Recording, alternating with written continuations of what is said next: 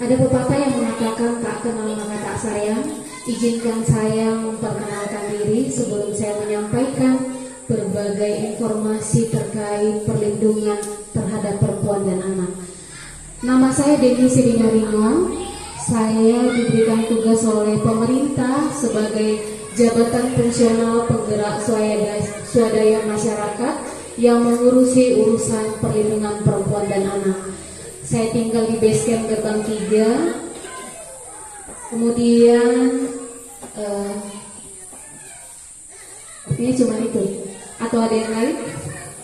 Baik, izin status saya sudah menikah, suami saya marga beruntung, saya memiliki 1 orang anak yang saat ini sudah berusia 11 tahun. Oke, kita akan masuk ke materi. Izinkan bahwa yang berusia sampai 18 tahun bahkan yang di dalam perut, sehingga ada bahasa perlindungan anak.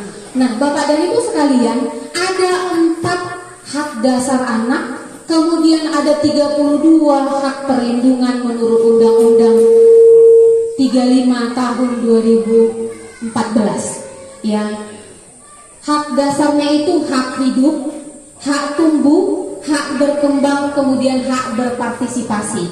Nah, hak yang berpartisipasi ini diharapkan adalah ketika musrembang di desa dan kecamatan, kita dengarkan pendapat anak-anak. Jadi mari Bapak Kepala Desa, setelah kegiatan ini, di awal nanti tahun ada musrembang desa, undang anak-anak kita. Ya, dengarkan pendapat anak, karena anak, meskipun anak, mereka berhak berpartisipasi dalam pembangunan di desa dan kecamatan. Nah, Ibu yang dari kantor camat juga silahkan dilibatkan anak-anak. Setahu saya di kecamatan sudah dilibatkan, ya, karena Pak Koko aktif dalam Kabupaten Layak Anak. Nah, kemudian Bapak dan Ibu sekalian, 32 hak anak, salah satunya adalah hak bermain. Ketika tadi saya sampai di sini, saya perhatikan beberapa anak, ya, tapi tak ada satupun yang main handphone. Ini jarang terjadi, Ibu dan Bapak-bapak sekalian. Kenapa? Setiap ada pertemuan, anak dibawa biar tenang dikasih handphone. Kalau dari tadi saya perhatikan ada beberapa dikasih duduk, dikasih pegangan yang mainan, tapi tidak handphone. Nah, ternyata anak itu berhaknya bermain, bukan main handphone. Handphone bukan alat bermain bagi anak. Kemudian anak punya hak juga hak berrekreasi. Jadi silakan ketika Bapak dan Ibu membawa anak kita ke ladang, tapi sambil dia bermain, sering tanpa sengaja kita sebagai orang tua kesal, ya. Tapi ternyata anak-anak itu berhak untuk berkreasi, berhak untuk bermain, tapi diajari, dituntun. Boleh kamu sambil bermain, tapi cabutlah rumput ini. Itu contohnya. Kemudian Bapak dan Ibu sekalian, ada lagi hak mendapatkan identitas. Kalau di kita, setiap anak itu begitu lahir pasti dibuat namanya, dibuat kartu identitas anaknya. Jadi Bapak dan Ibu yang ada cucunya, ada anaknya, belum ada kartu kianya, mari dibuat, karena itu menjadi salah satu haknya anak. Kemudian hak mendapatkan perlindungan dari siksaan kekerasan fisik, psikis, seksual, bahkan penelantaran, itu menjadi haknya anak-anak. Kita akan fokus ke kekerasan seksual. Lanjut slide-nya. Nah, oh ya, baik Bapak dan Ibu sekalian, data yang di depan inilah data kasus yang terjadi di Kabupaten Dairi sejak tahun 2020 sampai dengan saat ini. Ya, terjadi peningkatan jumlah kasus di tahun 2021, ada 54 kasus kekerasan yang kita tangani. Ya, dari 54 ini, kekerasan seksual itu tertinggi 27 kasus. Kemudian saat ini kasus kita sampai per hari ini ada 52 kasus per hari ini, ya. Ya tetap juga yang lebih tinggi itu adalah kekerasan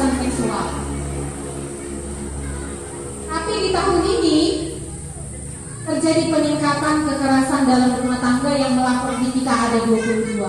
Jadi di data ini hanya 52. Sebenarnya yang melapor ke kita, yang tidak melapor masih pasti dikali 1.000, dikali 10.000 ya Pak, dikali 10.000. Nah, karena masih ada anggapan wajar melakukan kekerasan terhadap perempuan dan anak.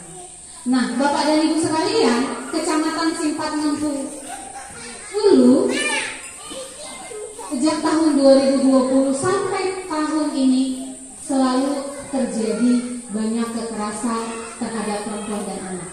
Ya, kalau di tahun lalu tertinggi itu di Simpang Nempu adalah KDRT. Oke, lanjut. Nah, lanjut lagi deh.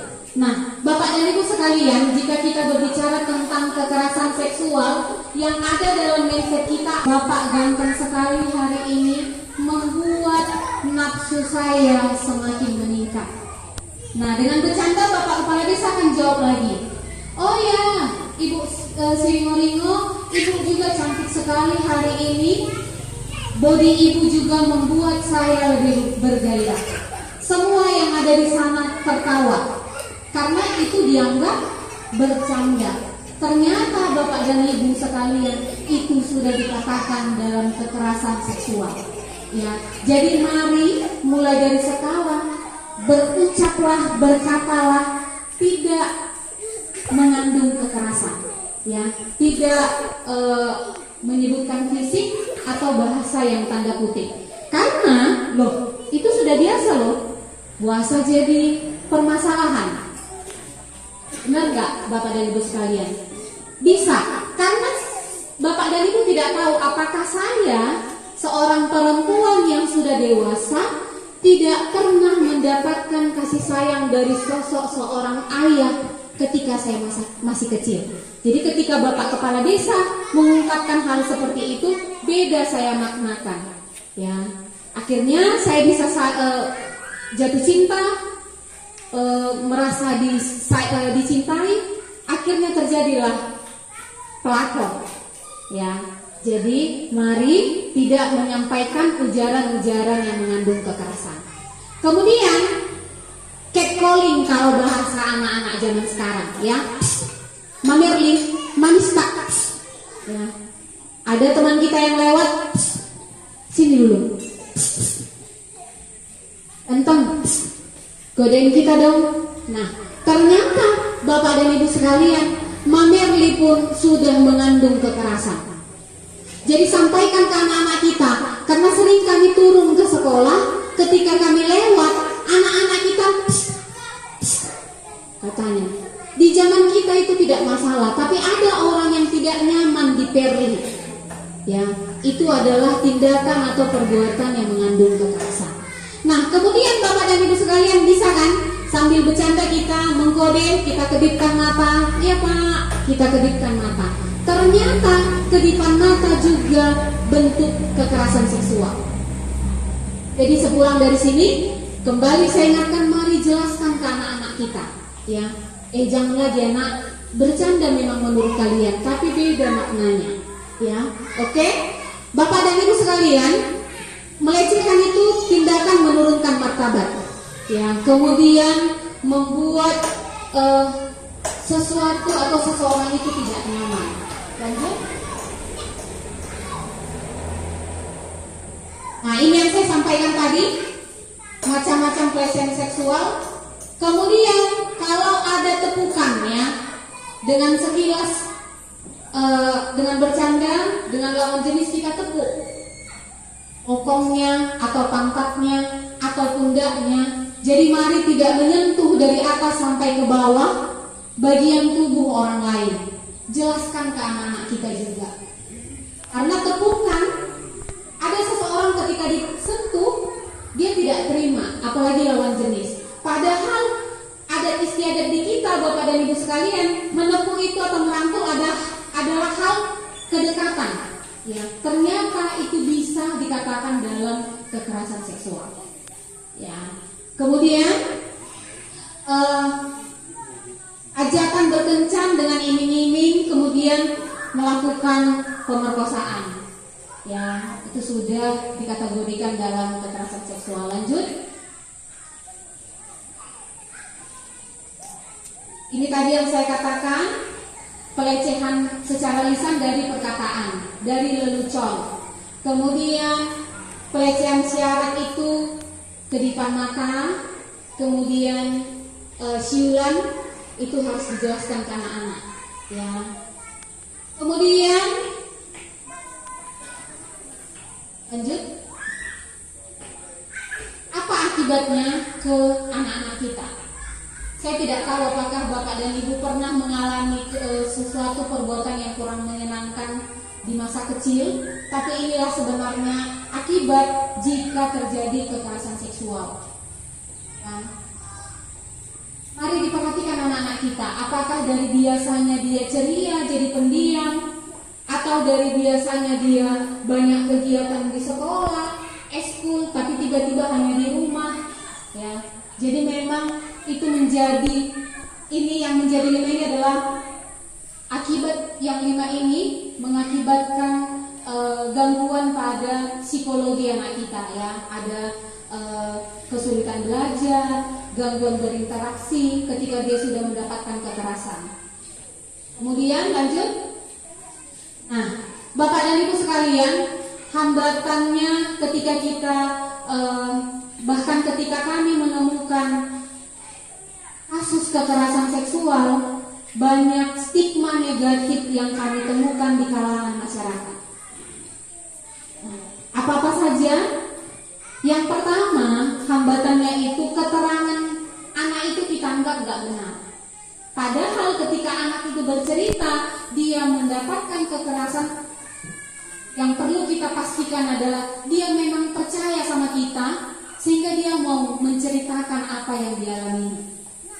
Tapi sering sekali kita orang dewasa menganggap kalau ceritanya itu gak betul gitu. Seringnya dia keluar malam, berboncengan lagi tiap malam sama laki-laki yang berbeda. Itulah yang menjadi hambatan. Kemudian yang kedua, korban sering dibebani dengan tuduhan saksi dan biaya. Ya. Kalau nanti kita laporkan, dari mana uangnya? Panggil-panggil lagi, membayar polisi lagi, tergantung. Padahal kalau marah hari-hari aku 100.000 dapatku 1 hari, udah itu. Sering tidak diungkapkan kasusnya. Kemudian yang ketiga, korban itu berjuang untuk pulih, mendapatkan keadilan dan perlindungan itu susah. Kenapa? Karena masih tabu bagi kita. Kemudian penderitaan tidak berakhir walaupun kasus sudah inkrah. Kenapa? Contoh sudah diperkosa, ternyata hamil, punya anak, kemudian dia kembali ke masyarakat, tidak sekolah, dibully lagi, dan dengan dilukai. Itulah yang menjadi hambatannya. Tapi ternyata Bapak Ibu sekalian, yang perlu diingat adalah ketika ada kasus atau sebuah kejadian, yang perlu Bapak Ibu pastikan adalah yang pertama, dengarkan korbannya. Kemudian diamankan. Yang ketiga, berikan informasi yang jelas. Yang jangan informasi yang menyimpang. Oh ya, adanya Dinas Perlindungan Perempuan dan Anak. Ada tim yang bisa melayani. Oh, biaya visumnya bisa dibayarkan. Jadi tidak memberikan informasi-informasi yang tidak jelas, yang membuat korban semakin tersudut. Kemudian Bapak dan Ibu sekalian, pakaian tidak menentukan anak tersebut menjadi korban kekerasan. Kenapa? Sering sekali kan, bajumu pun pendek-pendek, malu tensi doyuan budaya, semakin kita bully. Tapi ternyata Bapak dan Ibu sekalian, di Bali itu orang tidak pakai baju, hanya pakai BH dan polo. Tapi kasus kekerasan seksual di sana tidak banyak. Di kita anggapannya karena bajunya pendek, pakai pengkop kali 1, maka dia yang menjadi mengundang seperti itu. Ternyata tidak. Pakaian tidak menentukan seseorang itu bisa menjadi pelaku kekerasan. Ya. Kemudian Bapak dan Ibu sekalian, inilah yang menjadi layanan yang pemerintah Kabupaten Dewi miliki melalui dinas kami, ya. Adanya pendampingan dari kami, adanya tenaga psikologi bahkan konselor yang memastikan trauma healing dari korban terhadap korban perempuan dan anak. Kemudian biaya visumnya juga dibayarkan, kemudian layanan psikologinya juga ada, kemudian adanya rehabilitasi jika memang diperlukan. Ya, inilah informasi yang harus Bapak Ibu sampaikan ke tetangga atau ke saudara jika mendapatkan kekerasan dalam rumah tangga, kekerasan dalam bentuk apapun. Kemudian lanjut. Nah, ini dia yang perlu Bapak dan Ibu pahami yang saya sampaikan tadi ya. Hal-hal yang penting yang aku harap tahu sejak dulu, harusnya kita tahu. Izin saya bacakan karena ini sedikit penting. Yang pertama, it's okay meminta bantuan ketika menjadi korban kekerasan. Jadi, tidak masalah meminta tolong ke orang lain. Ya, kalau dulu kan, kalau sekarang masih seperti itu juga, minta tolong malu. Malu nggak Bapak dan Ibu? Berbadai kamu nasonari, masuk kok nggak tambah. Meminta bantuan bukan hal yang tabu. Kemudian yang kedua, menjadi korban kekerasan seksual bukanlah aib. Ya, jadi kalau ada tetangga kanan kirinya mendapatkan kekerasan seksual, unang tak anggap aib Bapak dan Ibu sekalian. Dia pun tidak mau seperti itu. Kalau di kami ada kode etik namanya, ya, mau dia pelacur, mau siapapun dia, intinya adalah saat ini dia korban. Tidak peduli masa lalunya. Nah, kemudian ini dia yang saya sampaikan tadi. Pakaian bukanlah sebab perempuan dilecehkan. Ya kan? Sering sekali perempuan ini adalah makhluk yang paling lemah, sehingga ada perlindungan terhadap perempuan. Nah, sudah ada pun perlindungan terhadap perempuan ketika dia melapor atau curhat ke seseorang. Hopek tong songonoko video tersebut. Kenapa? Sehingga kita tidak menjadi pelaku penyebaran video porno. Nah, yang selanjutnya, pastikan sepulang dari sini handphone anak-anak kita semua. Terlihat baik, terlihat polos, tapi ternyata di messengernya sudah film porno semua. Kalau Bapak dan Ibu tanya ke saya tahu semua link bokep yang ada di situs manapun. Saya tahu dari mana? Saya tahu dari anak-anak kita di Kabupaten Dewi. Dari mana kamu tahu? Kami sering Bu kumpul di warnet nonton seperti ini. Enggak Bu, di sekolah enggak nonton video porno, diajak kawanku Bu. Jadi kami semua di sekolah pulang ujian nonton kayak gini kami Bu. Kalau enggak dibully lah aku Bu.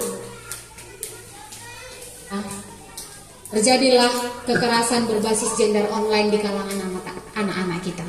Oke, lanjut. Baik Bapak dan Ibu sekalian, ini dia layanan hotline-nya Kementerian Pemberdayaan Perempuan Sapa 129, Sahabat Perempuan dan Anak. Bapak dan Ibu boleh melapor ke situ kalau mendapatkan kasus mendapatkan KDRT, mau mendapatkan apapun boleh. Ini nomor handphonenya. Jadi bisa masuk ke Play Store, downloadlah Sapa 129. Gak usah takut ketika Bapak dan Ibu melapor. Data pelapor itu dirahasiakan, karena itulah kode etik kita.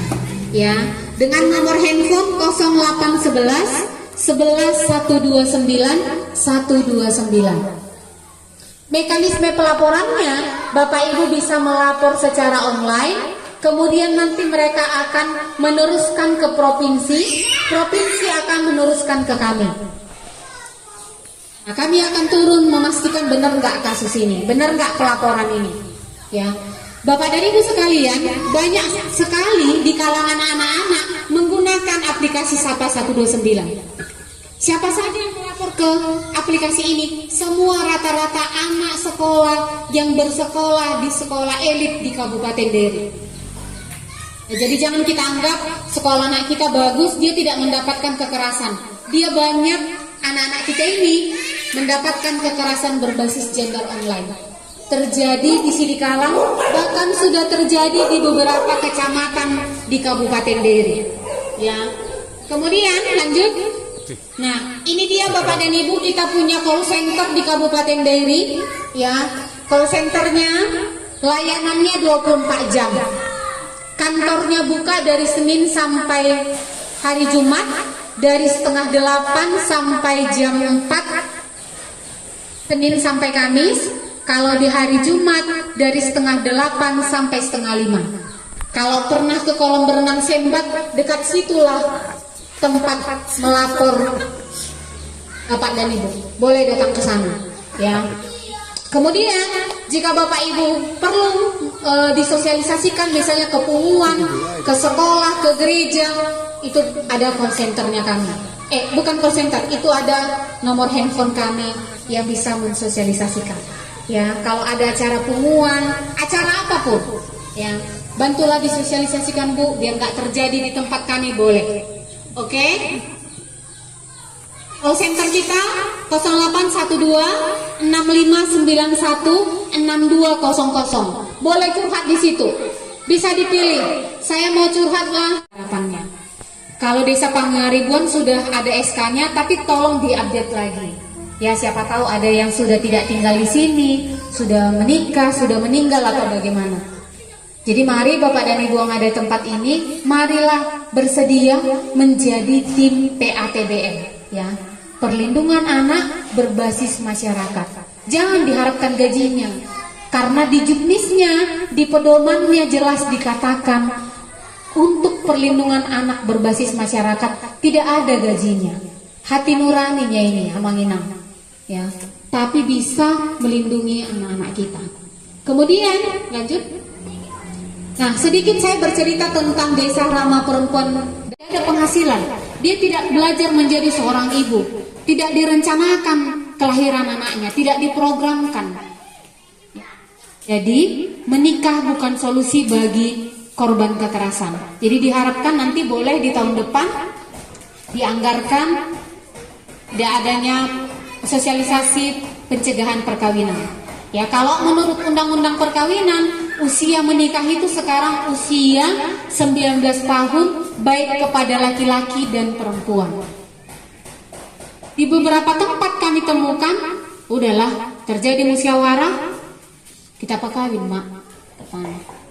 Tapi Bapak dan Ibu sekalian, sejak tahun 2020 sampai dengan saat ini, anak yang sudah hamil tidak ada yang kami nikahkan, yang menjadi korban kami. Anak yang dilahirkannya itu pun kami fasilitasi untuk diadopsi berdasarkan putusan pengadilan. Atau bahkan ada yang kita titipkan di panti asuhan. Ya. Kemudian mamanya bagaimana? Tetap bersekolah. Prestasi sekolahnya bagaimana? Hebat-hebat Bapak dan Ibu sekalian. Nanti saya bulan 12 akan dikirim itu di WA. Bu Deni, saya ranking segini gitu. Sebenarnya kita boleh kasih video, sebenarnya ada seorang anak yang sudah melahirkan, kita titipkan di sebuah lembaga, diasah di sana, dia tetap bersekolah, kemudian sekarang dia menjadi penyanyi. Kalau kita dengar suaranya merdu dan indah. Tapi sampai saat ini karena di sana tidak bisa pegang handphone, kami tidak bisa merekam atau menampilkan wajahnya karena kita punya kode etik.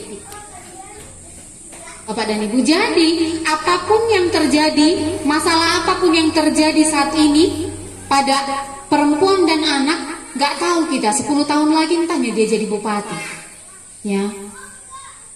Karena mereka pun nggak maunya jadi korban. Oke, nah inilah dia menjadi indikator kemudian tidak adanya kekerasan terhadap perempuan dan anak. Ya, ini poin penting. Kemudian anak-anak seluruh desa mendapatkan pengasuhan. Ya, jangan lagi ada anak yang terlantar. Kemudian lanjut saja.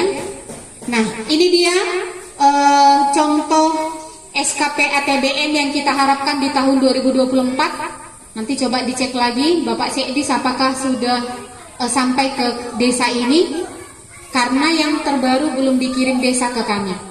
Ya, lanjut. Nah, ini sepertinya slide terakhir Bapak dan Ibu. Tapi sedikit intermezzo, ya. Perempuan itu tangannya ada 10. Benar nggak? 1 mencuci, 1 masak, 1 menjemur, 1 menyapu, 1 merawat suaminya, mangan, ya kan? Ya, inilah sebenarnya gambaran perempuan. Tanpa kita sadari, terstigmalah inilah tugas perempuan, Bapak dan Ibu sekalian. Tapi intinya adalah hampir 10 di sini ada bapak-bapak, hampir 12. Mari dibantu. Ya, tangan perempuan itu hanya ada 2. Bapak dan Ibu boleh bantu. Ya, tidak tabunya Amang menjemur kain bagi laki-laki, memasak bagi laki-laki. Ya, dibantulah ibu-ibu kita di rumah. Menurut saya, karena kalau seorang perempuan berpakaian serba transparan, pakaiannya memakai legging, ini juga sangat berbahaya bagi kaum laki-laki ya. Karena kata orang, nafsu laki-laki itu ada 1, tapi susah menahannya. Nafsu perempuan 9 katanya, tapi bisa ditahan. Jadi tadi diumpamakan oleh ibu moderator tadi, oleh ibu pemaparannya, seperti Bali katanya. Kalau yang di Bali itu yang masuk dari budaya barat. Jadi kalau orang barat itu memang sudah biasa mereka melihat praktek dari anak-anak, kita bilang lah ya, dari kecil mereka sudah biasa melihat seperti itu. Tapi yang di Bali kan bukan budaya asli Indonesia sebenarnya. Jadi menurut saya ini, saya kan setuju dengan kalau bahwasanya pakaian yang seksi itu, karena kita diberi kesehatan, maka kita dapat berjumpa di para undangan dapat berbisa di tempat ini. Dan juga terima kasih. Saya perkenalkan dulu nama saya Juanda Purba. Saya adalah penyatua di Jemak. Terima kasih kepada semua yang datang dari Dinas Kesehatan maupun dari kantor camat dan juga kepala desa, BPD sampai lainnya. Memang sosialisasi ini agak memang janggal lah didengar, tetapi ini untuk kebaikan kita seluruh penduduk desa ini. Kenapa saya bilang agak janggal? Karena budaya adalah adat agama, itu tidak boleh bercerai. Sebenarnya kalau buat imam kita, maka ini tidak terjadi.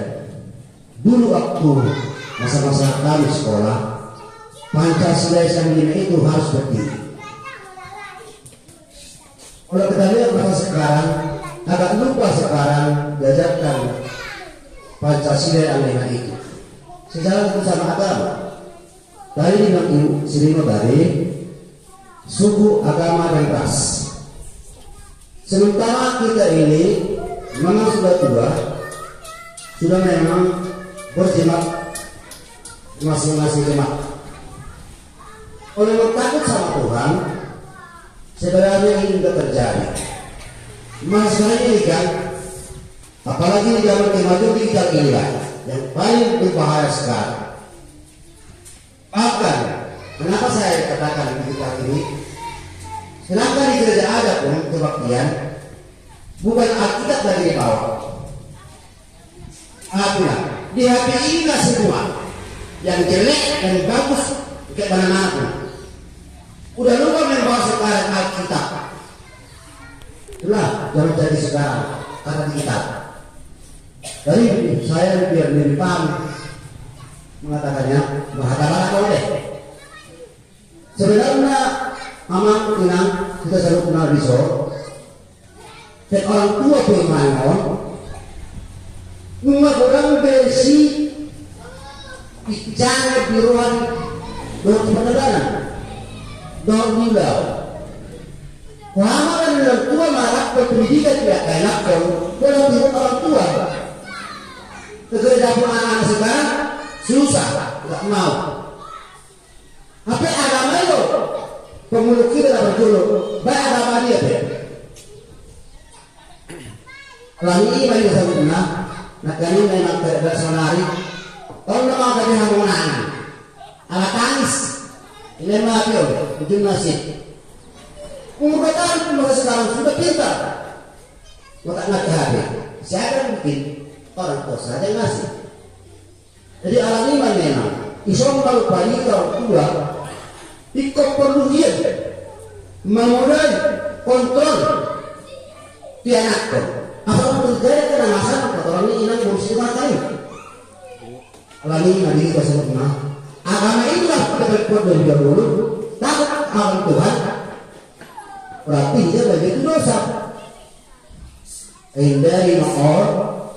Karena zaman sekarang semakin canggih, semakin luar biasa. Alam digital sama. Pas masuk di dalam kursi ini, kada ada bermain, ada mereka. Facebook di bawah mah badan nau, dikirim ke ruangan nau. Sehingga macam apa? Dari lama dikuasai lah sekarang. Mana yang lebih halal, mana yang lebih jahat. Berarti kita sudah semua tema yang kita dari masa lalu kita beragama Kristen atau Protestan. Pati kok kamu ada di badak. Apa lagi pati kok? Istilah pati kok tak kalah kita berdoa kita. Meritina baik seorang tua maupun sekolah maupun anak-anak. Yang penting dibulai pakai anak kok, dibulai pakai dirinya, dan budaya kita bisa terjadi dalam masa depan. Kalau ini mana upasapi buat tahun, mari kita bekerja sama seluruh desa manapun atau orang tua untuk menjaga penertiban kebaikan anak-anak kita di desa ini. Ini mah ada senau, mau ada tengah. Ada di tempat ini. Terima kasih buat Tuhan karena kita diberi kesempatan bisa kita berkumpul di tempat ini untuk sosialisasi kebenaran tentang anak dan perempuan. Ada beberapa hal yang bisa saya sampaikan atau saya tanyakan di sini. Pertama, kami diundang di sini untuk mensosialisasikan kepada masyarakat. Kan kira-kira begitu. Tapi lingkungan situasi di desa-desa masih banyak tadi yang berlawanan. Walaupun seandainya kami menyosialisasikan ini kepada masyarakat luas, nanti dibilang kami tak jago-jago, tak malu-malu. Kira-kira itu yang pertama. Yang kedua, ikuti jangan memancing penjara, jangan menggunakan barang-barang antik di depan umum, kan begitu. Hari Ibu Nurul Sri bilang bukan karena pakaian. Kalau adalah seorang muslim perempuan, maaf, kalau dia pakai BH dan kolor saja, itu berbahaya. Itu sudah memancing selera orang. Tetapi Ibu Nurul Sri itu tadi bilang tidak masalah. Menurut kami itu masalah. Itu yang kedua. Yang ketiga, masalah anak buah umur sudah terlanjur baca, terlanjur sudah sampai hamil, masih dia dalam sekolah. Apa mungkin hari tidak usah dikawinkan? Kira begitu Pak Boronino, tidak usah dikawinkan. misalnya di sekolah, kata mungkin berapa bulan dia nggak sekolah, aku nggak dikeluarkan dari sekolah, gara-gara kayak gitu, sekolah lagi, dan anaknya bagaimana tadi dititipkan, siapa yang bertanggung jawab? Daripada begitu. Dan yang terakhir, hati. Sekarang siapa yang bikin ini pakai hati? Sekolah, menteri pendidikan atau dinas pendidikan, karena harus pakai hati. Kenapa? Dulu kita itu kita lakukan, harus pakai hati-hati. Siapa yang pakai matikan, gak ada pakai hati. Luar kepala semua. Kenapa kok hari ini harus pakai hati ke sekolah? Jadi siapa yang bikin? Menteri pendidikan. Kira-kira begitu. Sesulit apa dulu bekerja di sekolah itu? Dulu kami sampai sulit sekali. Sama dengan matematika sekarang. Cuma bedanya matematika sekarang campuran.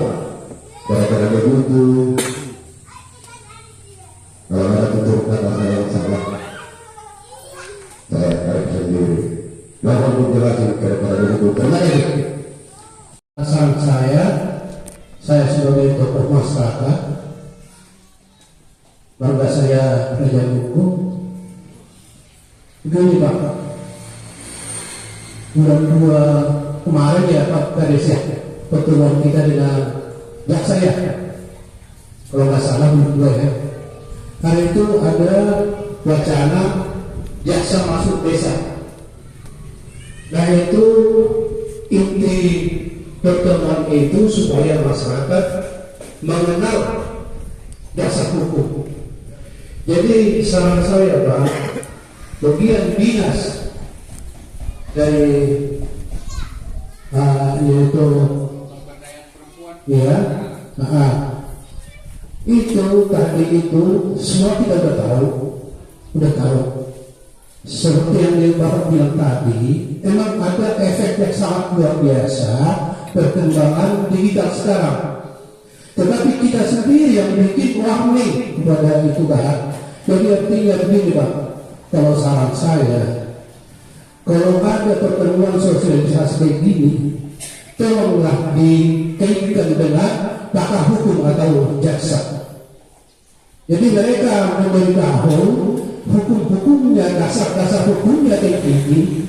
Memang dulu ada hukum ada.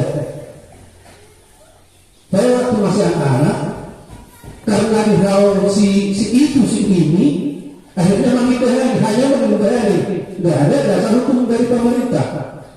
Coba kalau sekarang kita perkenalkan dasar-dasar hukum itu kepada masyarakat luas, karena kami sendiri mengaku saat ini nggak mungkin kami bisa untuk mengenalkan hukum-hukum ini kepada tetangga, anak terlebih.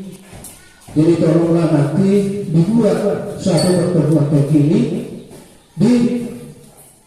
ditampilkan yaitu dasar-dasar hukumnya. Tadi hanya pos pengaduan yang Ibu bilang kan, ya itu terima kasih juga. Tetapi kalau langsung interaksi mengenai hukum ini masyarakat sama aparat, saya rasa ini sangat membantu untuk menjadi suatu warning bagi masyarakat kita. Terima kasih. Ada lagi?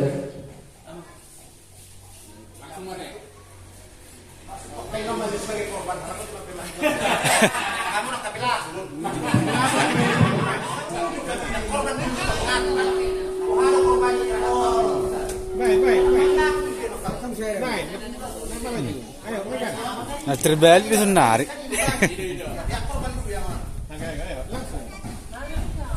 Desa di sisi kombinasi kegiatan kita, alana kalau kita sudah tong repot. Nah, jadi mulai dong kegiatan di desa Mas, misalnya musrembang desa, tambahin 45 menit. kami tu sosialisasinya ke undang-undang ini. Kalau undang-undang na BJP, undang-undang perlindungan anak, undang-undang penghapusan KDRT, undang-undang tindak pidana kekerasan seksual. Kalau na tubi, molo-holan menyampaikan garis-garis besar na do, cukup menaruh anami 45 menit untuk na tubi. Belum bisa disatukan di kecamatan. Itu pun nanti cara mainnya kecamatan yang membuat. Nah begitu. Tadinya sudah disampaikan itu. Perlindungan kekerasan anak dan perempuan mau kami satukan sama sadar hukum. Tapi karena waktu tidak mengizinkan, inilah yang bisa kita laksanakan di sini. Nah, kira-kira begitu Pak Raja Bu ya. Jadi Tadi kan ini sosialisasi untuk kekerasan perempuan dan anak. Ini yang sebenarnya Pak, karena sudah dijelaskan moderator kemana untuk bulan. Memang perempuan sama anak dikategorikan kaum lemah. Yang sebaliknya Pak, usianya terjadi ke bawah atau laki-laki ke atas, tidak mau memberikan sama siapa. Terima kasih.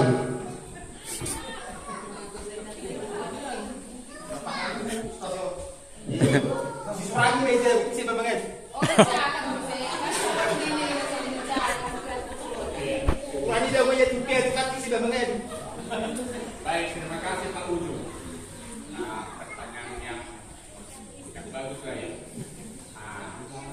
Jadi kalau di undang-undang pencegahan kekerasan dalam rumah tangga ini, nomor ini kekerasan dalam rumah tangga adalah bentuk tindakan yang menyebabkan kelemahan, rasa sakit, apalagi menderita gitu kan. Nah, yang korbannya pada umumnya perempuan. Jadi kalau misalnya laki-laki korban dengan ke undang-undang apa inilah yang ada sekarang itu KUHP. Kalau perempuan korban ada dokter ilmu hukum, spesialis mengenai. Nah, jadi kasus-kasus yang khusus ditangani dengan undang-undang yang khusus kira-kira seperti itu Pak. Jadi mengenai umum ada betul. Iya. Jadi kira-kira seperti itulah Pak. Sabar Pak. Sabar. Jadi kalau misalnya bapak-bapak ditopangin apa ini pengaduan yang biasa-biasa ini Pak. Itulah kira-kira yang kami sampaikan pagi itu. Jadi iya Pak. Ibu bapak, kegiatan kita ini yang judulnya pencegahan dan penanganan. Ini yang paling penting, pencegahan ini. Pencegahan melalui ulang sana adon terjadi. Alai melalui adon penanganan lah, ditangani lah sesuai dengan peraturan perundang-undangan yang berlaku. Kira-kira itunya yang mau kita sampaikan pada kesempatan ini. Ada berapa? Iya. Banyak kasus ini bahwa perempuan-perempuan kejadian tidak sedang melakukan pakaian-pakaian yang senonoh. Dan kejadian-kejadian ini pun banyak terjadi di tempat-tempat yang kita anggap aman, di rumah, di sekolah, di tempat-tempat ibadah, kejadian-kejadian yang lain. Ini tidak pernah kita dengar apa di pantai misalnya. Jadi kami mau sampaikan pada kesempatan ini bahwa perempuan berpakaian senonoh tidak boleh alasannya menjadi alasannya laki-laki melakukan kekerasan terhadap perempuan. Itu aja Pak.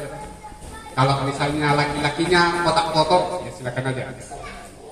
Ya kan, misalnya ada dilihatnya seronok, kemudian ada niatnya untuk berbuat jahat, itu urusan dia. Tapi tidak boleh ada alasan kita sebagai laki-laki melakukan kekerasan terhadap perempuan karena perempuan tersebut memakai pakaian yang senonoh. Itu yang mau sampaikan. Yang kedua dari Opung Purba, kayaknya sepakatlah kita ini ya Pak ya. Nah, jadi persoalan ini memang persoalan modernisasi ya salah satu. Teknologi digital, ya kan, teknologi digital salah satu. Jadi untuk inilah semakin banyak tantangannya zaman modern ini, mesti semakin kuatlah kita. Persoalan yang paling banyak persoalan di keluarga. Persoalan di keluarga, termasuk di orang tua. Bagaimana lah kalau misalnya kita melarang anak-anak ini tidak buka handphone kalau orang tuanya sudah seperti itu. Jadi yang paling penting sebenarnya penguatan keluarga. Mudah-mudahan kabinet pemerintahan yang sekarang ini makin mantaplah penguatan keluarga ini. Sepertinya udah ada arah ke sana. Karena ada kementerian baru. Kementerian apa namanya? Bu Bidan.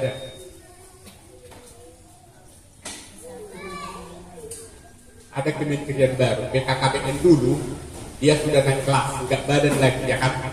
Kementerian Pembangunan, Kementerian Kependudukan dan Pembangunan Keluarga. Jadi ke depan udah kalau pemerintah pusat sana udah dilihat nih, berarti keluarga ini harus menjadi perhatian. Selama ini kan jalan yang kita bangun, jalan, bangun karet, kalau serembang, bubuk, ya kan. Nah, dari ke depan ini mudah-mudahan. Nah, jadi kalau kita lihat pun konsep-konsep di RPJMN itu namanya Pak. Nah, itu sudah menjadi lebih fokus nanti pembangunan itu apa di pembangunan keluarga. Kemudian tentang teknologi sangat berbahaya teknologi ini Pak, dan sangat membantu. Ya Pak, Bu, sangat membantu dan sangat berbahaya. Jadi di mana lah mau kita pakai, sangat membantu itulah, jangan di sangat berbahaya ini. Handphone ini ada dibilang ini sering kita dengar menjauhkan yang dekat, mendekatkan yang misalnya kakak yang apalah kami ini anak-anak udah sekolah semua, tinggal tamat taruh enak saja, handphone dua sudah.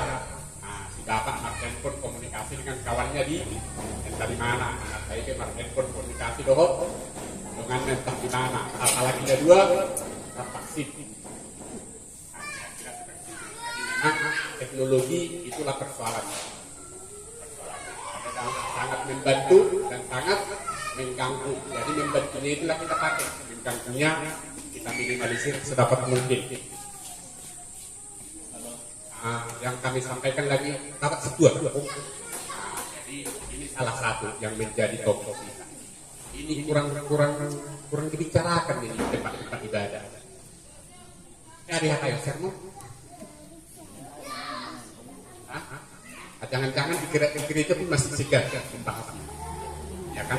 Padahal kalau kita tanya di jemaat kan perempuan yang banyak gereja kan, laki-laki sedikit. Nah kita tanya dulu, diam-diam kita tanya perempuan itu siapalah kira-kira pernah korban kekerasan oleh laki-laki ataupun oleh pasangannya. Kalau surveinya Kementerian Pemberdayaan Perempuan Perlindungan Anak yang baru itu 1 di antara 5 pernah mengalami kekerasan oleh pasangannya dalam 1 tahun. Sama kita pun disampaikan ini, ya tambahlah beberapa orang, 1, 2, 3, tambahlah 20-30 orang yang sudah memberi perhatian untuk ini. Jadi kalau mau disampaikan sama teman-teman ya, ikuti nama lagi dia kan Pak, disampaikan lagi. Karena begini Pak. Amin masih sekolah ini banyak kita tangani. Misalnya yang menikah. Nah, jadi satu yang mau kami sampaikan, persetubuhan dengan anak itu tindak pidana. Kalaupun suka sama suka, perempuan tetap sebagai korban. Itu satu yang mau kami sampaikan. Jadi undang-undang kita sekarang udah makin banyak. Undang-undang pornografi, undang-undang pencegahan tindak pidana, undang-undang pencegahan kekerasan dalam rumah tangga, undang-undang tindakan perdagangan orang, undang-undang yang paling baru sekarang tindak pidana kekerasan seksual. Ada lagi undang-undang sistem pidana peradilan anak. Semakin banyak undang-undang kebijakan dari pemerintah pusat itu untuk memihak kepada perempuan dan anak, memihak kepentingan perempuan dan anak. Satu lagi yang mau kami sampaikan, kalau ada kasus-kasus Pak ya, disampaikanlah kepada kepala desa, kepada kami, biar jangan salah kita menangani di desa. Misalnya Magdami, nggak boleh. Jadi nanti itu kita sampaikan aja ke pihak yang berwajib, urusannya terakhir nanti kalau mau berdamai mau apa kejadiannya itu nanti akan diselesaikan. Itu juga termasuk yang anak sekolah, anak gadis masih sekolah, hamil, itu kita fasilitasi. Banyak orang keberatan ke sekolah kami sosialisasinya Pak, jadi nggak dipecat katanya. Kalau kami nggak setuju dan aturan pun tidak membolehkan, difasilitasi lah dia menyelesaikan pendidikannya, entah mau di sekolah, mau di rumah dulu dia diantar mata pelajarannya, atau pada akhirnya dia akan pindah, kita bantu. Pokoknya ada satu lagi yang dikenangan anak ini namanya kepentingan terbaik untuk anak. Kepentingan terbaik untuk anak. Jadi kalau boleh anak itu dapat diselesaikan pendidikannya. HP tentang sekolah yang mudah-mudahan ini menjadi kebijakan pemerintah kita ya Pak. Kalau di Australia sudah dilarang. 2 minggu yang lalu ada berita kita baca-baca kan, Australia sudah melarang anak-anak membawa handphone ke sekolah dan sudah dilarang punya handphone. Mudah-mudahan di kita ini pun ada nanti kebijakan pemerintah yang seperti itu aja. Kami kira ada mau tambahin. Baik, izin Bapak Kepala Dinas sedikit.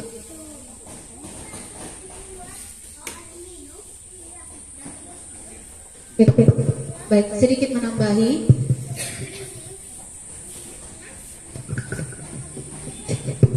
Baik, Bapak dan Ibu sekalian, jika nanti ada yang berkata kepada Bapak dan Ibu sekalian, Pak Jago-Jagohon menyampaikan informasi ini, tadi saya lupa menyampaikannya. Ya, di mandat Undang-Undang 35 tahun 2014 tentang perlindungan anak dinyatakan bahwa ketika ada anak tetangga kita tapi yang dipukuli, ya kita dengarkan dia dipukuli, diapai. Sering ketika kita ketok pintu rumahnya dibilang anakmu maatur. Sering nggak Bapak dan Ibu sekalian? Ya, saya tadi lupa, mohon maaf. Tapi ternyata Bapak dan Ibu sekalian, pemerintah, masyarakat, orang tua bisa melindungi anak tersebut. Jadi kalau dibilang, urusin anakmu, opung bisa jawab, ada undang-undang perlindungan anak nomor 35, walaupun itu anakmu, saya sebagai masyarakat, orang tua wajib melindungi. Ya, itu dia kalau nanti sepulang dari sini Bapak dan Ibu menyampaikan informasi yang kami sampaikan. Kemudian ketika tadi Opung bilang anak sudah hamil tidak sekolah, ya, pemerintah Kabupaten Dairi melalui Dinas DP3 AP2KB tugasnya itu memfasilitasi ini, Bu. Ya, seorang anak yang sudah hamil, bahkan saat ini ada lagi beberapa di penjara berhadapan dengan hukum, itu kita fasilitasi semua tetap bersekolah. Ya, jadi makanya saya bilang tadi, saya tekankan, berikan informasi yang tepat dan jelas. Kalau tidak paham, telepon Bapak Kepala Desa, nanti Bapak Kepala Desa nanya ke kami. Ya, jadi semua anak-anak yang saat ini mendapatkan masalah, semuanya sekolah, bisa dicek. Sekolah doa lagi. Nah, kami yang akan turun ke sekolah itu, misalnya hamilnya 9 bulan, sekolah akan fasilitasi selama 9 bulan dia bersekolah di rumah. Sekarang zaman sudah canggih. Bagaimana caranya sekolah? Bisa Zoom, tugasnya dikirim dari WA, atau bapak ibu gurunya yang mengantar tugasnya ke rumah. Itulah layanan-layanan pendidikan yang dimiliki oleh korban terhadap anak. Ya, kemudian anaknya kemana? Tadi saya sudah jelaskan. Jikalah anaknya punya, jika pelakunya lah opungna, bapak anak pelakunya. Betapa sakit hatinya istrinya si pelaku, bahkan anaknya mengasuh cucunya, tapi suaminya adalah suaminya, opungnya, benar nggak? Nah, oleh sebab itu kita fasilitasi dia untuk diadopsi atau kita titipkan di panti asuhan, gitu ya. Itulah yang sudah kami lakukan. Jadi kami berbicara bukan hanya berkoar-koar, tapi sudah real kita lakukan. Ya, itu dia yang mau saya tambahi. Kemudian mohon bantuan kepada Bapak, apalagi Bapak pengurus di gereja, ya disosialisasikan ke jemaat atau ke anak mudanya zaman sekarang. Kan ada apa? Naposo Bulung. Hal-hal seperti ini. Ya kalau yang di Sidikalang kami sudah turun ke Naposo Bulung yang menyampaikan informasi seperti ini. Jadi memang ya disarankan ya datanglah ke gereja dengan membawa Alkitab. Tapi memang di rumah pun Pak, jangankan kalau nggak ke kamar mandi, nggak bawa ini. Jadi lama di kamar mandi. Oke kan makan tanpa garam Pak Kadis. Ya, jadi memang kita yang harus merubah. Tapi memang bukan kita salahkan pendidikan menggunakan ini. Tidak, ya. Sekolah itu untuk ujiannya sebenarnya. Kenapa? Kalau dia, mohon maaf Bapak dan Ibu sekalian ya, saya punya saudara, adik, karena kecanggihan zaman ini, kan sekarang ujian CPNS, kita ujian di dalam, hasilnya udah di luar. Ima canggihnya zaman sonari, itu penting sama kita. Sebenarnya kalau digunakan untuk hal yang baik. Jadi nggak ada lagi, kau menang tenis karena ini. Tidak, ya. Bisa kita tengok sekarang nih, di YouTube, live streaming namanya, hasil dia di dalam ruangan ujian tapi di luar nilainya udah keluar, udah tahu mereka gitu. Nah sebenarnya tujuan dari bawa handphone untuk ujian, bukan untuk mengetik soal matematika di situ, bukan. Ada ujian soal yang dilakukan oleh dunia pendidikan yang hasilnya real time, tidak bisa lagi anak itu mencontek, ketahuan dia belajar atau tidak itu. Tapi di belakang layar malah dimanfaatkan dengan hal yang berbeda itunya, ya Pung. Kemudian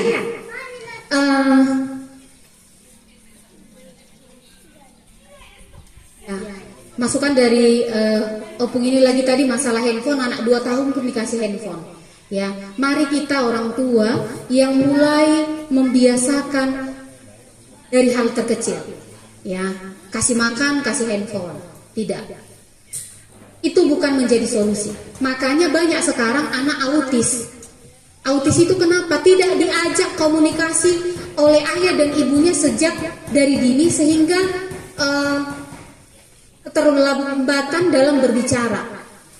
Jadi mari ibu-ibu muda ya, handphone itu jangan diberikan ke anak-anak, apalagi masih kecil. Besok-besok hari ini diam, biar diam hari ini, tahun depan kalau tidak dikasih kita yang dilemparnya. Tidak bisa. Kalau kami dulu bintek terkait masalah handphone, kami diajari untuk mengurangi kenikmatan anak namanya. Jadi gimana nih Ibu Ringo sudah terbiasa, kurangi kenikmatan anak. Jika memang anak tersebut terlanjur harus megang handphone, gimana caranya? Memang harus jadi manusia yang tega. Kalau di bintek kemarin kami belajar, katanya kalau misalnya anak kita itu sukanya ayam goreng, mari kita orang tua memasak ayam goreng. Tapi ketika dia tantrum, namanya tantrum, melukai orang sekitarnya bahkan dirinya sendiri, ketika tidak dikasih handphone, jangan kasih dia makan ayam goreng itu, kurangi kenikmatannya. Nah itu yang pertama. Yang kedua, kurangi lagi kenikmatannya, misalnya dibatasi. Gak bisa amanginang dari misalnya biasa megang handphone, total tidak megang handphone, sampai bengkak matanya, nangisnya itu 7 hari 7 malam. Tapi kurangi kenikmatannya. Contohnya biasanya cuma 2 jam, sekarang cuma setengah jam. Nah jika Bapak Ibu punya kesempatan pergi tuh ke Pajus Makro Sidikalang, atur handphone, bawa handphone ke sana, atur dulu. Biar apapun yang dibuka anakku hanya 30 menit bisa dibukanya. Itu ya. Kalau saya di sini, tapi saya bisa lihat apa yang dibuka anak saya. Kenapa? Karena saya atur aplikasinya. Saya bisa matikan itu handphone, dia pun tidak bisa. Ya. Kalau Bapak Ibu berminat silahkan pergi ke sana. Ya, paling bayar 100.000, tapi kita sudah bisa mengontrol anak kita. Itu yang selanjutnya. Zaman sekarang anak-anak kita kalau udah megang handphone, biasanya perangkat desa punya wifi ya. nongkronglah di sini, ditelepon di reject, dinonaktifkannya nomornya. Trik terbarunya tanam aplikasi di handphone Bapak dan Ibu. Ya, kalau saya santai aja, saya cek di mana dia, ngapain pun saya bisa tahu, di mana titiknya dia berada pun saya bisa tahu. Ya, jadi mari seperti yang saya sampaikan tadi, mari kita menjadi orang tua yang cerdas, cerdik, dan harus lebih pintar dari anak kita. Jangan mau tertinggal. Dibuka YouTube-nya, Molodang sempat tuh Sidikalang dipelajari di YouTube. Cara membuat aplikasi mengontrol anak ada, semua ada. Ya, kalau tadi Pak Kadis bilang di luar negeri sudah tidak punya sosial media, sebenarnya yang punya sosial media itu pun kan ketika kita daftar harus 17 tahun ke atasnya. Tapi itu dia, diubah-ubahlah usianya. Kalau di usia anak sebenarnya Bapak dan Ibu, otomatis dia tidak bisa menggunakannya. Tapi anak sekarang ya pintar, diubahnya jadi umur kita, jadi makanya bisa, ya kan? Baik, itulah sedikit tambahan dari saya kembalikan ke panitia. Iya, banyak kasus ini bahwa perempuan-perempuan kejadian tidak sedang melakukan pakaian-pakaian yang senonoh. Dan kejadian-kejadian ini pun banyak terjadi di tempat-tempat yang kita anggap aman, di rumah, di sekolah, di tempat-tempat ibadah, kejadian yang lain. Ini tidak pernah kita dengar apa di pantai misalnya. Jadi kami mau sampaikan pada kesempatan ini bahwa perempuan berpakaian senonoh tidak boleh alasannya menjadi alasannya laki-laki melakukan kekerasan terhadap perempuan. Itu aja Pak. Kalau misalnya laki-lakinya kotak-kotak, ya silakan aja. Ya kan, misalnya ada dilihatnya seronok, kemudian ada niatnya untuk berbuat jahat, itu urusan dia.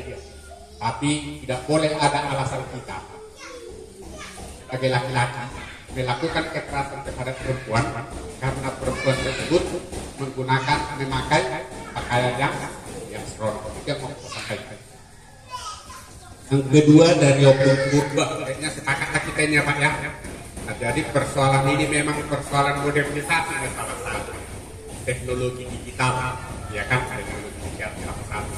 Jadi untuk inilah semakin banyak tantangannya zaman modern ini, mesti semakin kuatlah kita. Persoalannya yang paling banyak persoalan di keluarga. Persoalan di keluarga, termasuk di orang tua. Bagaimana lah kalau misalnya kita melarang anak-anak ini tidak buka handphone kalau orang tuanya sudah seperti itu. Jadi yang paling penting sebenarnya penguatan keluarga. Mudah-mudahan kabinet pemerintahan yang sekarang ini makin mantaplah penguatan keluarga ini. Sepertinya udah ada arah ke sana. Karena ada kementerian baru. Kementerian apa namanya? Bu Bidan.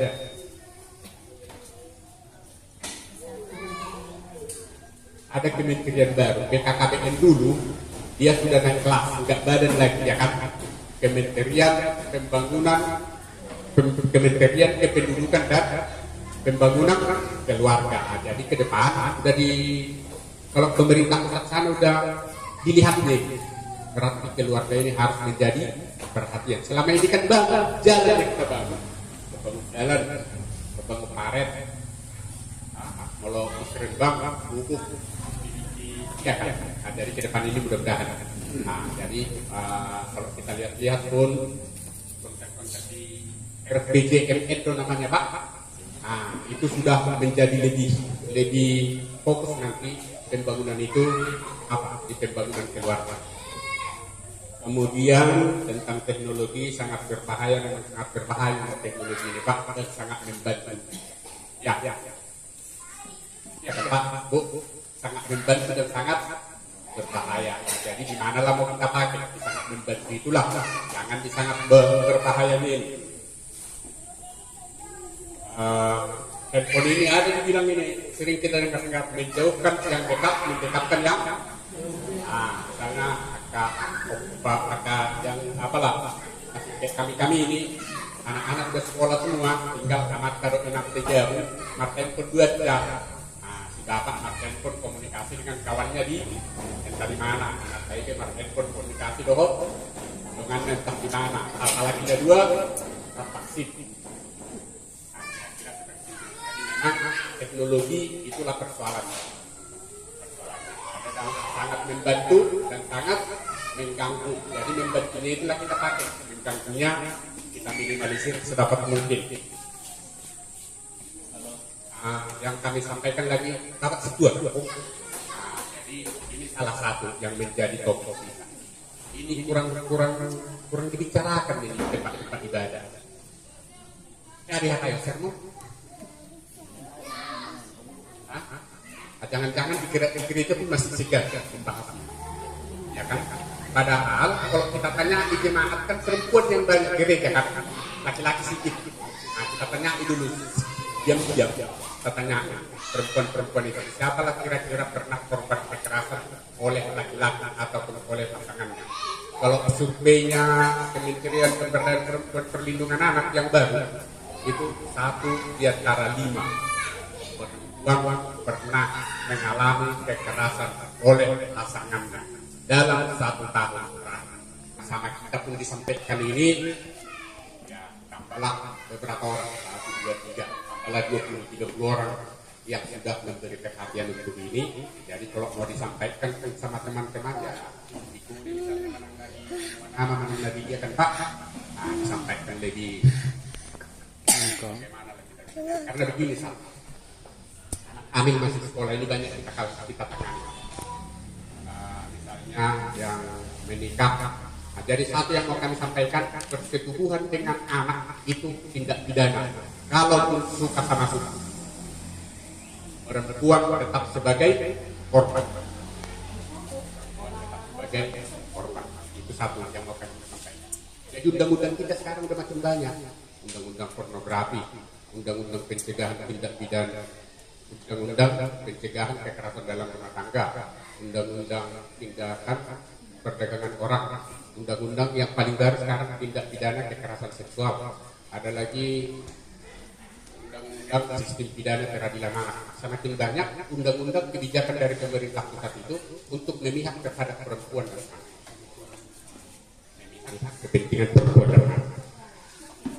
Satu lagi yang mau kami sampaikan, kalau ada kasus-kasus Pak ya, disampaikanlah kepada kepala desa, kepada kami, biar jangan salah kita menangani di desa.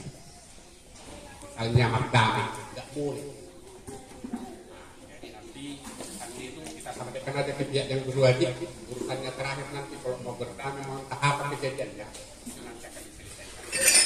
Itu juga termasuk yang anak sekolah, anak gadis masih sekolah, hamil, itu kita fasilitasi.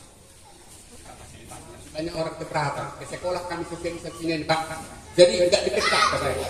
Kalau kami nggak setuju dan aturan pun tidak membolehkan, nah difasilitasi lah dia menyelesaikan pendidikannya. Entah mau di sekolah, mau di rumah dulu dia diantar mata pelajarannya, atau pada akhirnya dia akan pindah, kita bantu. Pokoknya ada satu lagi yang di penanganan anak ini namanya kepentingan terbaik untuk anak. Terbaik untuk anak. Jadi kalau boleh anak itu kita selesaikan pendidikannya. HP tentang sekolah yang mudah-mudahan ini menjadi kebijakan pemerintah kita ya Pak. Kalau di Australia sudah dilarang. Minggu lalu ada berita kita baca-baca kan, Australia sudah melarang anak-anak membawa handphone ke sekolah dan sudah dilarang punya handphone. Di kita ini pun ada nanti kebijakan pemerintah yang begini. Itu aja kami kira. Ada mau tambah deh? Baik, izin Bapak Kepala Dinas sedikit.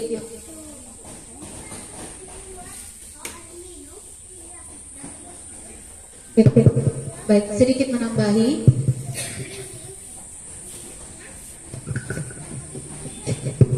Baik, Bapak dan Ibu sekalian, jika nanti ada yang berkata kepada Bapak dan Ibu sekalian, Pak Jago-Jagohon menyampaikan informasi ini, tadi saya lupa menyampaikannya. Ya, di mandat Undang-Undang 35 tahun 2014 tentang perlindungan anak dinyatakan bahwa ketika ada anak tetangga kita, tapi yang dipukuli, ya. Kita dengarkan dia dipukuli, diapai. Sering ketika kita ketok pintu rumahnya dibilang anakmu maatur. Sering nggak Bapak dan Ibu sekalian? Ya, saya tadi lupa, mohon maaf. Tapi ternyata Bapak dan Ibu sekalian, pemerintah, masyarakat, orang tua bisa melindungi anak tersebut. Jadi kalau dibilang urusin anakmu, opung bisa jawab, ada undang-undang perlindungan anak nomor 35, walaupun itu anakmu, saya sebagai masyarakat, orang tua wajib melindungi. Ya, itu dia kalau nanti sepulang dari sini Bapak dan Ibu menyampaikan informasi yang kami sampaikan. Kemudian ketika tadi opung bilang anak sudah hamil tidak sekolah, ya, pemerintah Kabupaten Dairi melalui Dinas DP3 AP2KB tugasnya itu memfasilitasi ini, Bu. Ya, seorang anak yang sudah hamil, bahkan saat ini ada lagi beberapa di penjara berhadapan dengan hukum, itu kita fasilitasi semua tetap bersekolah. Ya, jadi makanya saya bilang tadi, saya tekankan, berikan informasi yang tepat dan jelas. Kalau tidak paham, telepon Bapak Kepala Desa, nanti Bapak Kepala Desa nanya ke kami. Ya, jadi semua anak-anak yang saat ini mendapatkan masalah, semuanya sekolah, bisa dicek. Sekolah doa lagi. Nah, kami yang akan turun ke sekolah itu, misalnya hamilnya 9 bulan, sekolah akan fasilitasi selama 9 bulan dia bersekolah di rumah. Sekarang zaman sudah canggih. Bagaimana caranya sekolah? Bisa Zoom, tugasnya dikirim dari WA, atau bapak ibu gurunya yang mengantar tugasnya ke rumah.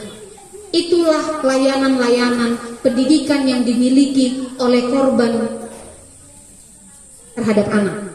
Ya, kemudian anaknya kemana? Tadi saya sudah jelaskan. Jikalah anaknya punya, jika pelakunya lah opungna, bapak anak pelakunya, betapa sakit hatinya istrinya si pelaku, bahkan anaknya mengasuh cucunya, tapi suaminya adalah suaminya, opungnya, benar nggak? Nah, oleh sebab itu kita fasilitasi dia untuk diadopsi atau kita titipkan di panti asuhan, gitu ya. Itulah yang sudah kami lakukan. Jadi kami berbicara bukan hanya berkoar-koar, tapi sudah real kita lakukan. Ya, itu dia yang mau saya tambahi. Kemudian mohon bantuan kepada Bapak, apalagi Bapak pengurus di gereja, ya disosialisasikan ke jemaat atau ke anak mudanya zaman sekarang. Kan ada apa? Naposo Bulung. Hal-hal seperti ini. Ya, kalau yang di Sidikalang kami sudah turun ke Naposo Bulung yang menyampaikan informasi seperti ini. Jadi memang ya disarankan ya datanglah ke gereja dengan membawa Alkitab. Tapi memang di rumah pun Pak, jangankan kalau nggak ke kamar mandi, nggak bawa ini. Jadi lama di kamar mandi. Oke, kan makan tanpa garam Pak Kadis. Ya, jadi memang kita yang harus merubah. Tapi memang bukan kita salahkan pendidikan menggunakan ini, tidak. Ya, sekolah itu untuk ujiannya sebenarnya. Kenapa? Kalau dia, mohon maaf Bapak dan Ibu sekalian ya, saya punya saudara, adik, karena kecanggihan zaman ini, kan sekarang ujian CPNS, kita ujian di dalam, hasilnya udah di luar.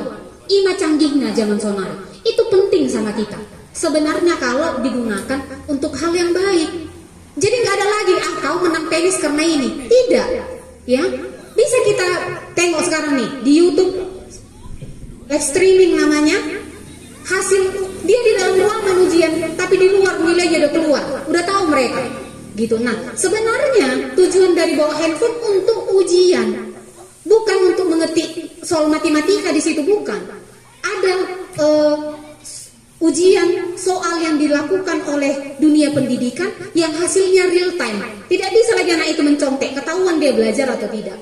Itu, tapi di belakang layar malah dimanfaatkan dengan hal yang berbeda itunya, ya Pung. Kemudian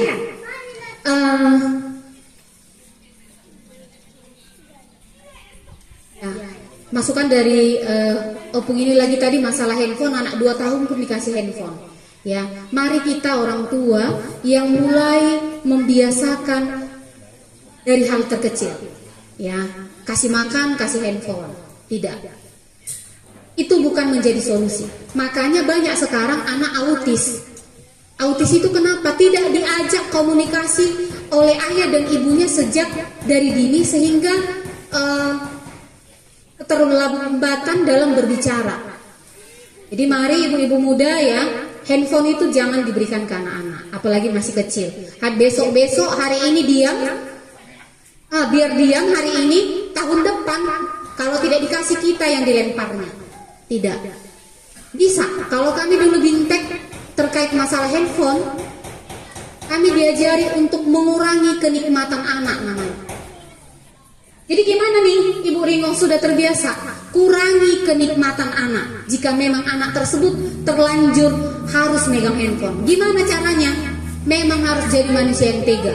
Kalau di bintek kemarin kami belajar, katanya kalau misalnya anak kita itu sukanya ayam goreng, mari kita orang tua memasak ayam goreng.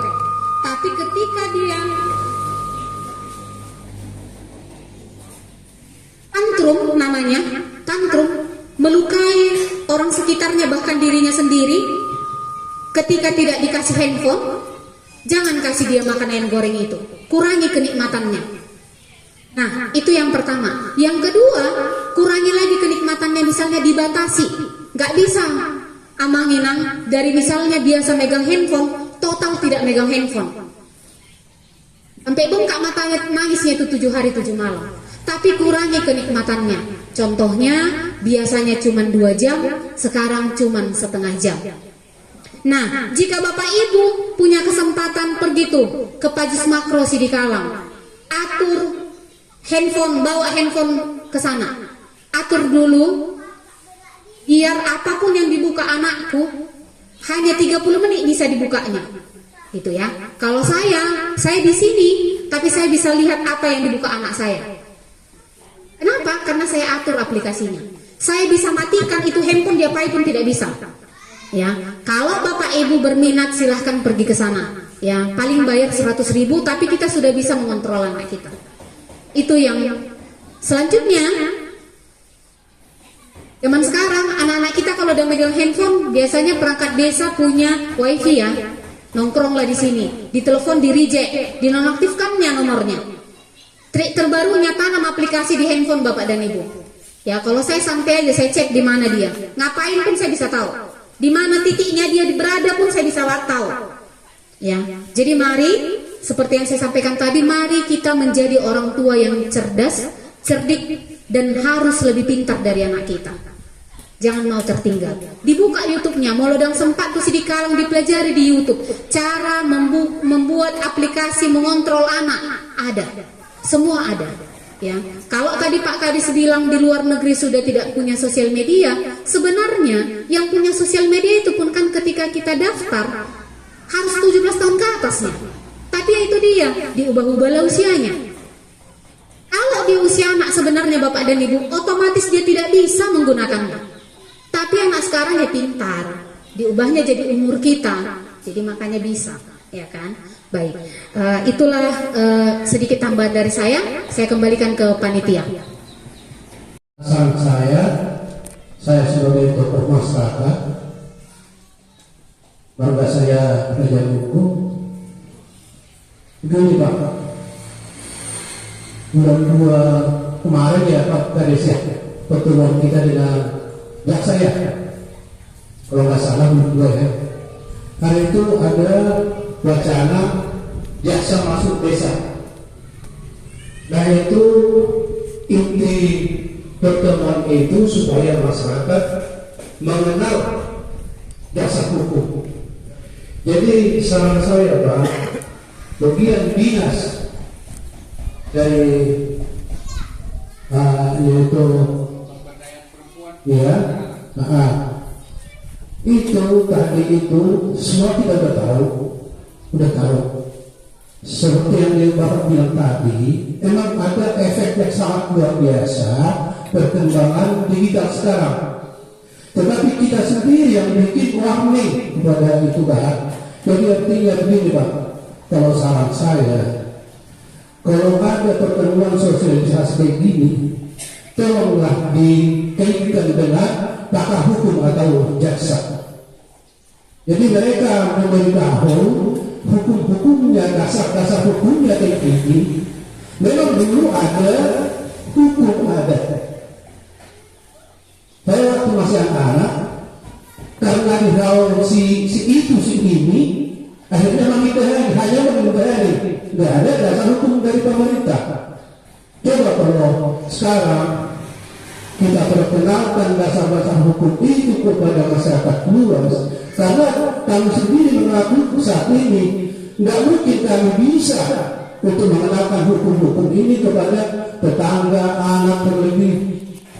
Jadi tolonglah nanti dibuat suatu pertemuan kayak gini, ditampilkan yaitu dasar-dasar hukumnya. Tadi hanya pos pengaduan yang Ibu bilang kan, ya itu terima kasih juga. Tetapi kalau langsung interaksi mengenai hukum ini masyarakat sama aparat, saya rasa ini sangat membantu untuk menjadi suatu warning bagi masyarakat kita. Terima kasih. Ada lagi? Langsung mana? Pengen masih sebagai korban, kamu nak tapi langsung. Korban itu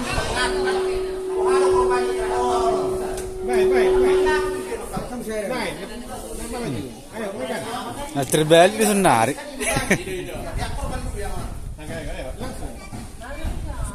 Desa di sisi pompa di sisi kegiatan kita. Alana kalau house top dan itu repot. Jadi mulai dong kegiatan di desa bang, misalnya musrembang desa, main 45 menit. Kali waktu sosialisasinya ke undang-undang ini. Kalau undang-undang BGP, undang-undang perlindungan anak, undang-undang penghapusan KDRT, undang-undang tindak pidana kekerasan seksual. Kalau natumi, molo-holan menyampaikan garis-garis besarnya dong, cukup menaruh anami 45 menit untuk natumi. Belum bisa disatukan di kecamatan. Itu pun nanti cara mainnya kecamatan yang membuat. Begitu. Tadinya sudah disampaikan itu. Perlindungan kekerasan anak dan perempuan mau kami satukan sama sadar hukum. Tapi karena waktu tidak mengizinkan, inilah yang bisa kita laksanakan di sini. Kira-kira begitu Pak Raja Bu ya. Jadi tadi kan ini sosialisasi untuk kekerasan perempuan dan anak. Ini yang sebenarnya Pak, karena sudah dijelaskan moderator kemana untuk bulan memang perempuan sama anak dikategorikan kaum lemah. Yang sebaliknya Pak, usianya terjadi ke bawah atau lagi ke atas, tidak mau memberikan sama siapa. Terima kasih.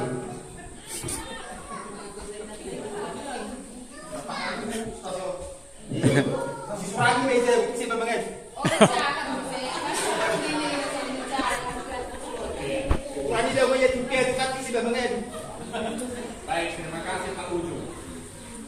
Pertanyaan yang bagus lah ya. Jadi kalau di undang-undang pencegahan kekerasan dalam rumah tangga ini, dokter kekerasan dalam rumah tangga adalah bentuk tindakan yang menyebabkan kelemahan, rasa sakit, apalagi menderita gitu kan. Yang korbannya pada umumnya perempuan. Jadi kalau misalnya laki-laki korban dengan ke undang-undang apa inilah yang ada sekarang itu KUHP. Perempuan korban ada dokter ilmu hukum, spesialis mengenai. Jadi kasus-kasus yang khusus ditangani dengan undang-undang yang khusus kira-kira seperti itu Pak. Jadi mengenal umum baru betul. Iya. Jadi kira-kira seperti itulah Pak. Sabar Pak. Sabar. Jadi kalau misalnya bapak-bapak ditoparin apa ini pengaduan yang biasa ini Pak. Itulah kira-kira yang kami sampaikan begitu. Jadi iya Pak.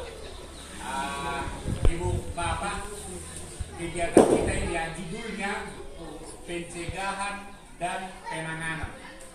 Ini yang paling penting, pencegahan ini. Pencegahan melalui ulang sangat